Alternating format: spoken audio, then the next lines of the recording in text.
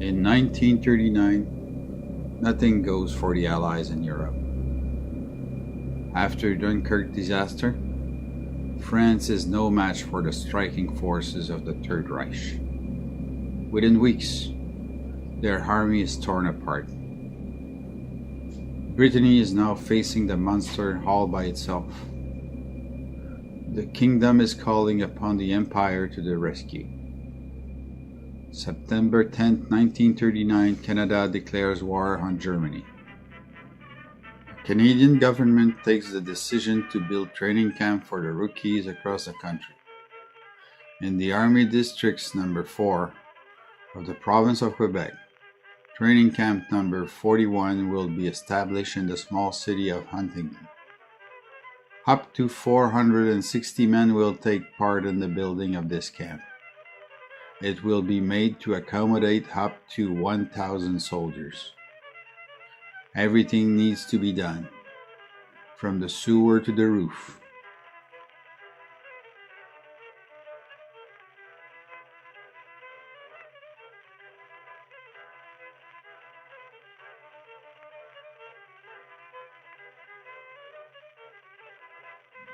Even the water provision will have to be increased to supply the new demand.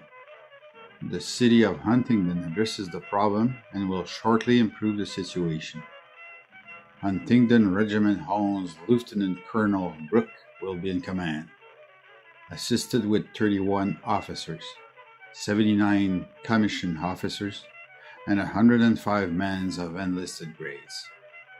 Here's Lieutenant Colonel Wyatt Johnson with Lieutenant Colonel C.C. Brooks, Major General Tremblay, and Brigadier Panet.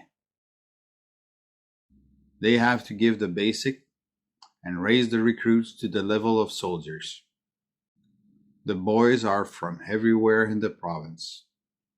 There will also be a lot of hours sent overseas for combat.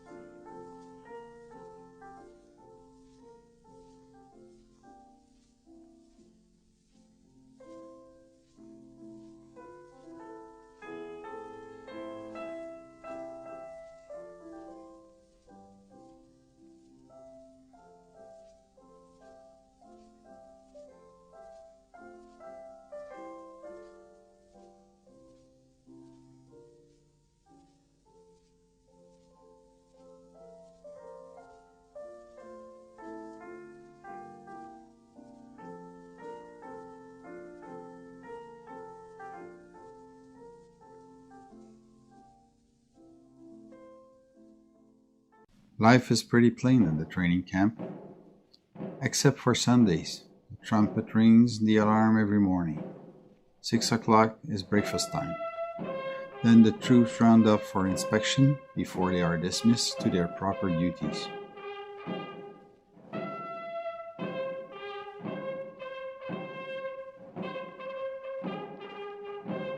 Some will leave for the classroom, some for the shooting range, and others for the parade field.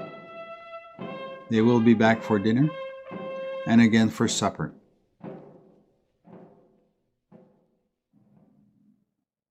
When the trumpet calls again, it's time for curfew.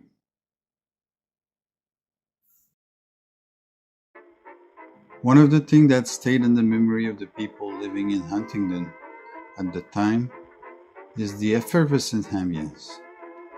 The little town population just doubled overnight. The amount of energy deployed by such a great number of newcomers was tremendous.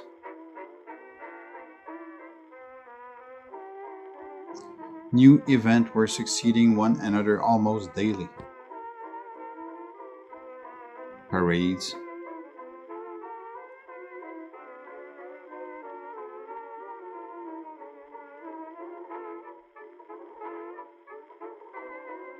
Sport, dances, and all kind of activities were taking place.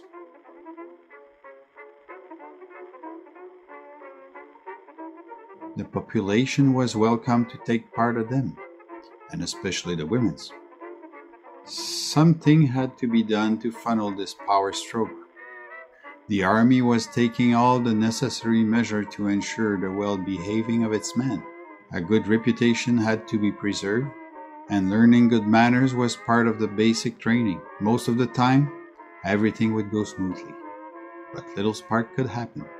MPs were never far from the action, and vets were also put to contribution. They'd mix up with the crowd, and their presence was usually sufficient to impose respect and decency. Sport was definitely the best way to build friendly links among each other. Leagues were organized, and enthusiasm was part of the heart of those that participate as well as those who watched. March 3rd, 1941.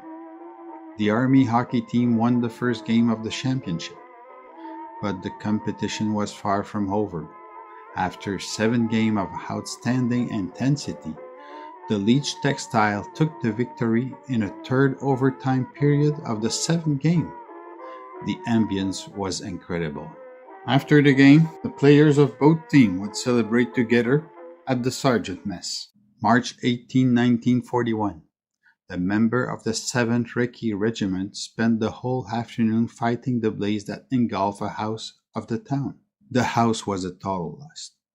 Touched by the fate of the poor family that was thrown to the street, the soldier, along with good citizens of Huntingdon, raised funds to help them recover. They organized a hockey game. The ticket sales profit would all go to the family. Folks were elbow to elbow to watch their favorite rival for the good cause. The Leech Textile team and the Army boys gave quite a performance.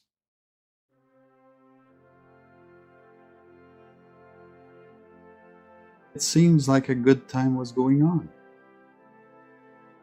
but disillusion was hiding a frightening reality. Sooner or later, they would have to leave. Farewells and goodbyes had heavy signification. Smile was a make-up to comfort the friends and beloved one. Often, after turning away, lovers would burst into tears.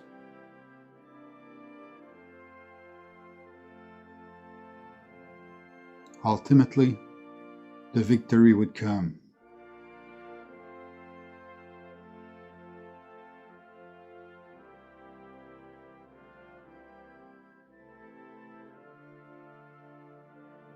It would come, but the sacrifice would be enormous. They were 20,